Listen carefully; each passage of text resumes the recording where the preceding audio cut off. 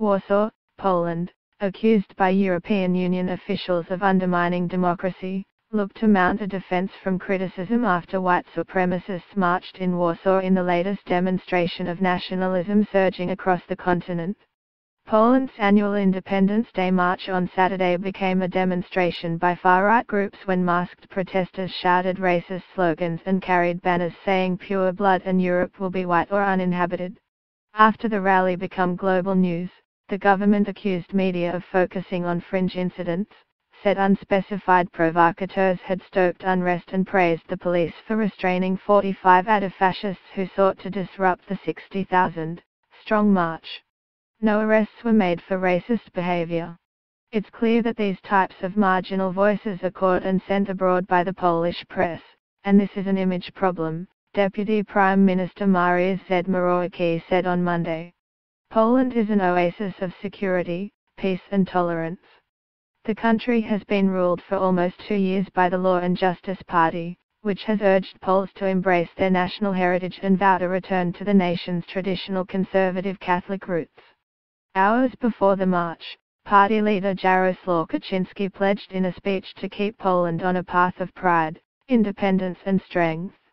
He called on Poles to lead sick Europe to the path of health, to fundamental values, to true freedom and to the strengthening of our civilization based on Christianity.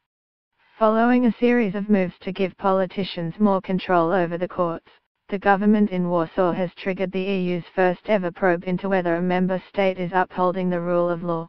While railing against the bloc's establishment, Poland is the largest net beneficiary of EU funds. That has fueled antipathy with the leaders of member states such as France, who are battling against a surge in nationalist political forces across Europe. Law and Justice officials did attend the rally, but Interior Minister Mariusz Błaszczak called it a beautiful sight. The party has pushed to increase the role of Polish-owned businesses in the economy and criticized some companies for taking profits out of the country of 38 million.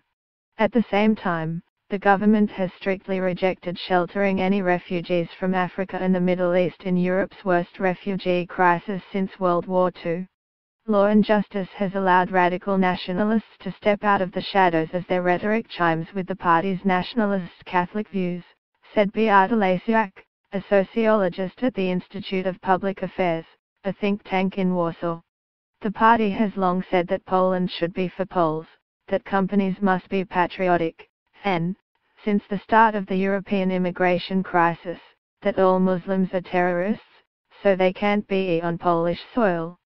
Along with the banners and chants, protesters carried pictures of anti-Semite Roman Dmowski, a leading Polish nationalist in the 1920s and 1930s, as well as flags of Falanga, a nationalist group from that era that advocated Catholic totalitarianism and taking away rights from Jews.